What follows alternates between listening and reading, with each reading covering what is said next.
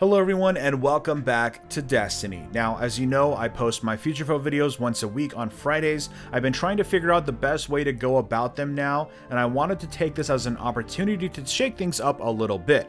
My goal is still to deliver a comprehensive Destiny video every week, but of course, I only have one video to work with, so it can be a little bit of a challenge. So we're going to try a slightly new format. I'm going to break the video into a few segments. We're going to start with some news, talk about what's new, and then finally wrap it up with some recommendations of weapons and loadouts that I've been finding. So if you like the new format, definitely hit that like button, subscribe if you want to see more, and let's just get into it.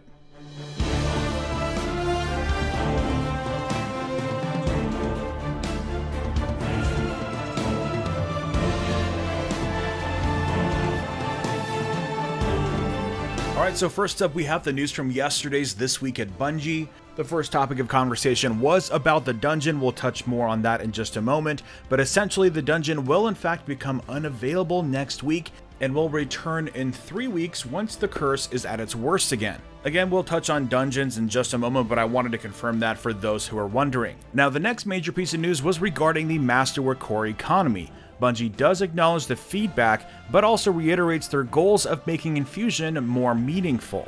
They also intend Infusion not to be mutually exclusive from masterworking the weapon itself. Basically, if you're deciding to spend cores on a piece of gear, you're investing into that item. And I think that's really important in a game that has so many activities and has so much grind in it as it does right now. So it seems like we're just going to have to pretty much get used to it. But they do mention a couple of the opportunities that they could be improving upon, including ways of getting Masterwork cores in the first place. We don't know exactly what they're going to be doing, but they're going to be implementing ways of getting Masterwork cores a little bit more reliably. Aside from that, they're going to be renaming Masterwork cores into something else to better define its purpose. So that might help clear some things up and make it feel a little bit more natural. Now finally, after talking about it for pretty much a year at this point, Bungie is finally going to be introducing some kind of duplication protection for exotic drops.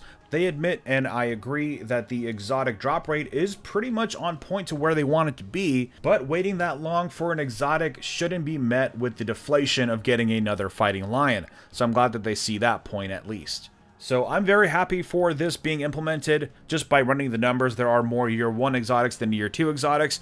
At this point, you simply just have a better chance of getting a Year 1 exotic, which is not very fun. So here's to hoping that it comes sooner than later. Now, those are the major talking points in the This Week at Bungie update. If you want more specifics, I'll leave a link to it down below. Now, next, let's talk about the Dreaming City and what's going on this week. So, as you may have discovered, the curse of the Dreaming City is at its worst. This has given us a new mission to complete, as well as a huge pleasant surprise, the introduction of a brand new activity called a dungeon. The Shattered Throne is the name of this one, and it's the first of its kind. It's sort of like a strike meets a raid. It's a 3-person activity, it has multiple encounters, puzzles to solve, and bosses to defeat. And it even features 3 separate power drops, one after each section of the dungeon. Very raid-like indeed. The catch here is that the recommended power is actually 570 and the activities scale up to 590, which yes, is actually higher than the recommended power of Last Wish, the raid itself. Pretty crazy stuff. I personally haven't had a chance to dive into the dungeon yet, I'm still working on the power for it, but I'm super excited at the potential for dungeons, especially for solo players. In fact, I did a write-up on this over on our website, nerdon.tv, I'll leave a link to that down below. Now, the other thing to keep in mind with the Shattered Throne is that it also grants you the exotic quest for the Wish Ender bow. It's a kinetic bow that lets you see through walls when fully drawn. The interesting thing about the Wish Ender is that it's also used to uncover some other mysteries in the Dreaming City. I won't spoil them here, but it might be worth your time to pick it up. We also got the exotic quest for the Malfeasance hand cannon. To kick off the quest for it, you need to hope for a very special primeval to spawn. It's very random, and you have to essentially burn it down to kick off the quest. Attaining exotic quests through RNG is definitely something I'm not a huge fan of, but hopefully Malfeasance will be worth it in the end. Now, the other thing to keep in mind this week is that the Oracle offering for completing the Blind Well will in fact be granting you your 3rd Seed of Light. You have a slightly different interaction when presenting your offering this week, so keep that in mind.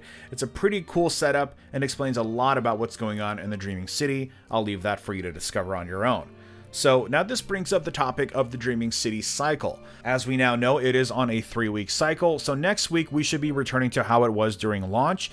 Petra will likely move back to her placement in the Strand, and it'll bring the Scorn back to the Blind Well, we assume. It's a good assumption, but only time will truly tell.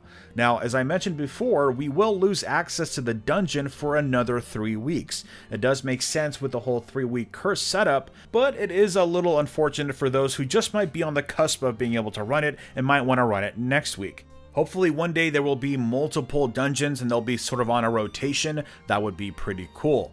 Anyways, moving on, I wanted to share a few of my favorite weapons in Forsaken.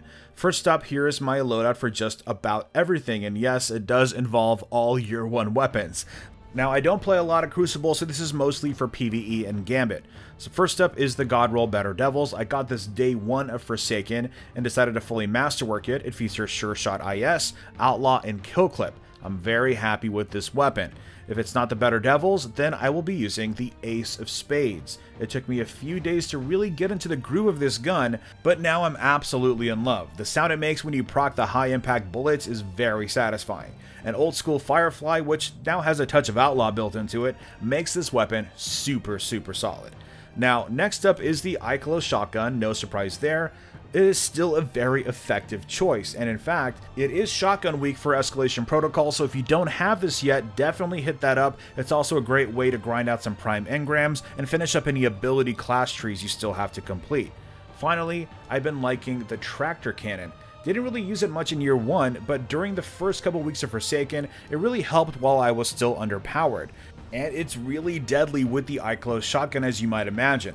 It's just a super fun combination, and I even used it in the raid. And it's especially effective inside of the Blind Well. Now for actual new weapons, I've been pretty inseparable from my Subtle Calamity with Dragonfly. I've just been a huge fan of the bows. I love that it's a slightly more tactical option. Having said that though, I would love an increase in base damage across the board for non-precision hits. I think it really needs that, especially in the Crucible. I have a feeling that it's going to be buffed in the next sandbox update. Either base damage or maybe base draw time would be great for all bows. Aside from that, I'm a big fan of the Trust hand cannon from Gambit. I'm typically not a fan of the sort of slower rate of fire hand cannons, but this one just feels really good with the precision frame. And on top of that, mine came with Dragonfly and explosive rounds. I would prefer Outlaw to be in there somewhere, but this is a pretty good start. Anyways, there are lots of actual new Forsaken weapons that I like, and I'll leave that for a different video. But this loadout you see here does make up about 90% of my weapon usages.